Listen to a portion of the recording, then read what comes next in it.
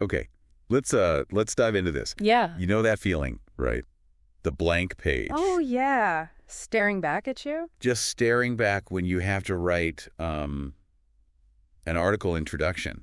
It can be brutal. Even, experienced writers get stuff there sometimes. Yeah. It's arguably the hardest bit for a lot of people. For sure. And yet, it's absolutely critical, isn't it? It's the reader's very first taste of your work. Exactly. It's the gateway. Totally. Like our source material says, think of it as the opening scene of a play. Right. It's got to grab you, set the scene, introduce the main ideas, and make the audience really want to stick around. Yeah, if you fumble that opening, You might lose them right there before they even get to your amazing results. it's true.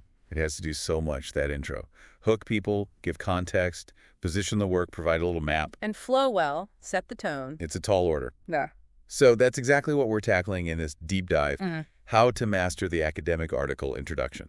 And we've got a brilliant guide for this. Our source today is from that great Instagram account, Akademik Practices. We're looking specifically at their guide, How to Write an Article, introduction.pdf. It lays out a really clear step-by-step approach. Nice. So our mission then is to take that structure, their 5-step framework, and really unpack it for you. We want to get into the why behind each step, give you a proper roadmap so you can write intros that aren't just okay, but actually effective and functional. And what's great about this guide and why we picked it is that it really presents these steps as being useful for everyone. Right, not just beginners. Exactly. Whether you're just starting out, maybe a grad student, or you're a seasoned pro submitting to journals, these ideas work. So hopefully this deep dive gives you a bit of a shortcut to getting this skill down, helping you write that next intro with, well, more confidence and less of that blank page panic. Let's hope so. Turning that daunting task into something manageable. Exactly. Okay, enough talk about the intro. Let's get into the structure Akademik Practices recommends. They have 5 key steps. Right. Step 1. Welcome the reader. Introduce the topic and arouse interest. Okay, the opening gambit. The source says you need to present the topic clearly, yes, but also make it, striking, relevant. Yeah, just stating your study subject isn't quite enough. You need that context. Why does this matter now? So how do you do that? The source gives some tips, right? It does. It suggests maybe referencing current debates in your field's literature. What's everyone arguing about that your work touches on? Or linking it to the real world. Exactly. Use a powerful statistic maybe, or mention a recent event or a big trend that shows why your research is timely. And the key thing they stress for that very first sentence. Keep it pretty short. Attention grabbing. Avoid getting bogged down in super technical stuff right away. Save the heavy jargon for later. Definitely. They give a sample opening, which is quite good. In the past decade, the observed digitalization in consumer behavior has compelled a reshaping of marketing strategies. Ooh, I like that. It's clear, points to a big trend digitalization, and shows a direct impact reshaping marketing. Right. You immediately get the field and why it's relevant. It pulls you in. So for you writing this, getting this first step right is just fundamental. It's that first impression. Absolutely. It answers the reader's unspoken question, why should I bother reading this? If you don't answer that up front, they might just, click away or turn the page. And that flows right into step 2, which builds on that relevance. Step 2 is engage in dialogue with the literature. Summarize existing knowledge. Okay, but this isn't the big chapter-long lit review, right? The source is clear on that. No, definitely not. This part in the intro is more like a quick conversation with what's already out there. Bring the reader up to speed? Exactly. What's the essential background? What do we already kind of know in this area? So the tips here are about summarizing key findings, but strategically. Yes, strategically. You're not just listing papers.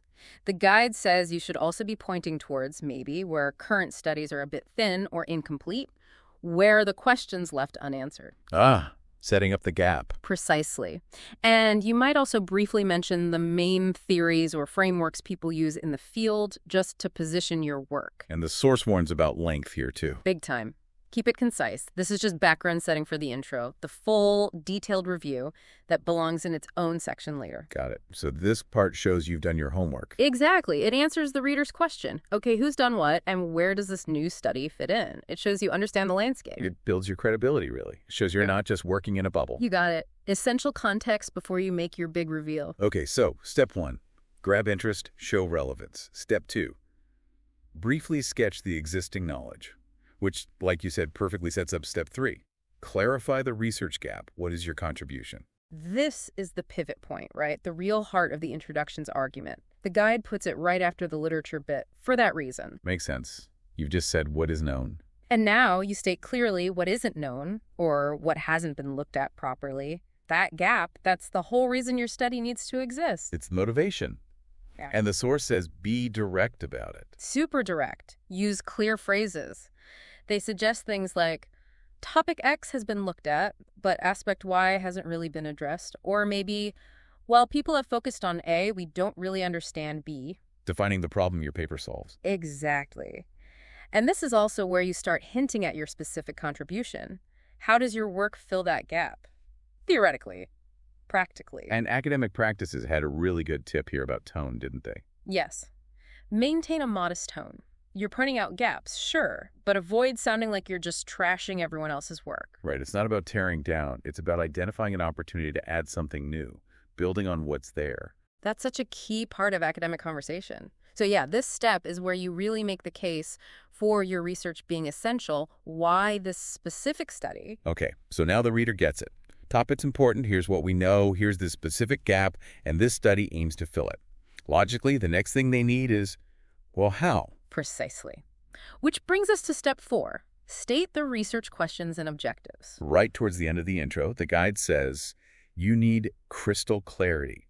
What exactly is this study setting out to do? Yep. Spell out your research questions or your hypotheses or your main objectives. No ambiguity. This focuses the whole paper. And the tips are practical things like, make sure questions are clear, measurable. State hypotheses simply. And for your aims, try to be specific. Not just, we want to understand X, but more like, we want to understand X in this specific context or analyze X for this group. Specificity matters. It does. They give that example.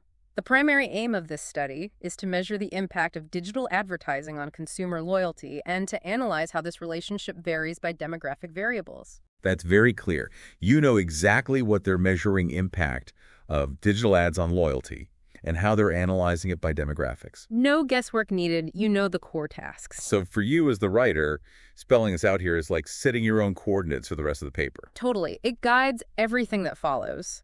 And for the reader, it's a clear preview of the study's scope and goals before they hit the main body. Okay, makes sense. So we've welcomed the reader, situated the work, identified the gap, stated the specific goals. What's left? The final touch. Step 5. Summarize the structure. Provide a roadmap of the article. The little, in this paper we will first section. Exactly that.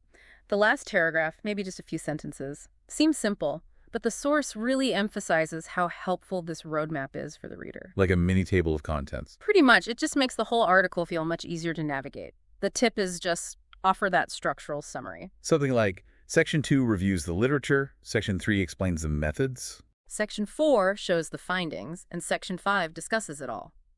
Yeah. Academic Practices says it doesn't need to be long-winded. Nope. 3 or 4 clear sentences usually does it. Yeah. But it makes a huge difference to readability. You know where things are. They give a nice, clean example structure, too. Yeah. In the second section, the relevant literature is reviewed. The third section details the research methodology. The fourth section presents the findings. And finally, the conclusion and discussion section evaluates the contribution of the study. Simple. Effective. It just makes the paper feel more welcoming, less like a dense block of text. Totally. It's like giving someone a map before you send them off into the woods. A courtesy, really, but one that makes your paper much more user-friendly. Definitely pays off. So that's the 5 steps from Academic Practices. Welcome, situate and lit, find the gap, state goals, give roadmap. And the source really hammers home in its conclusion that a good intro isn't just, like, window dressing. No, it's the foundation. Absolutely essential for building a strong argument throughout the paper. It provides all that crucial context and direction. Right. Without clearly stating why it matters, where it fits, what gap it fills, what it aims to do, and how it's structured, well, the rest of your paper is just kind of floating, isn't it? Yeah, the argument won't land properly. It all rests on that intro. And they had some good advice on the writing process, too, which I thought was useful. Oh, yeah. What was that? Basically, don't leave the intro until the absolute end. Right, tempting though it is. Very tempting, but they say start thinking about it, even drafting parts of it early on. And crucially, keep revisiting it. Revising as you go. Yeah, because your understanding of your own work will deepen as you write the results and discussion, right? So the intro needs to evolve too. That makes a lot of sense. Yeah. It's an iterative process. It is, and they point out the clarity you achieve in that intro. It directly impacts how strong the rest of your arguments feel. If the reader's fuzzy on your premise from the start, They'll struggle to follow everything else. Your methods, your findings, it all gets harder to grasp. so that clarity up front is paramount.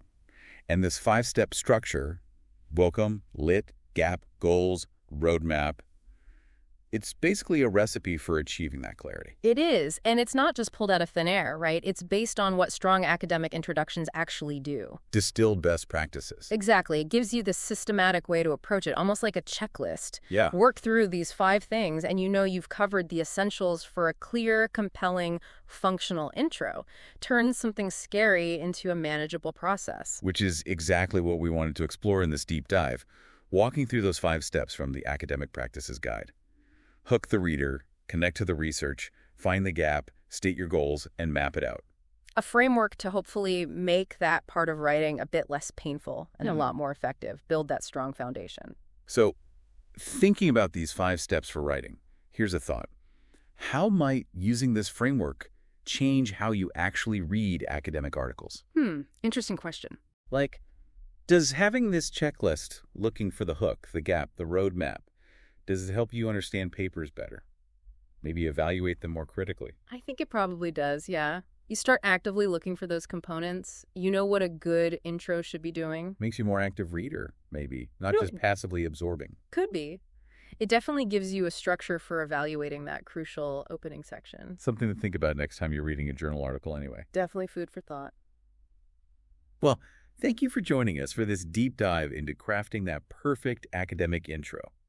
We really hope this roadmap from Academic Practices helps you face that blank page with a solid plan next time. Hope it helps.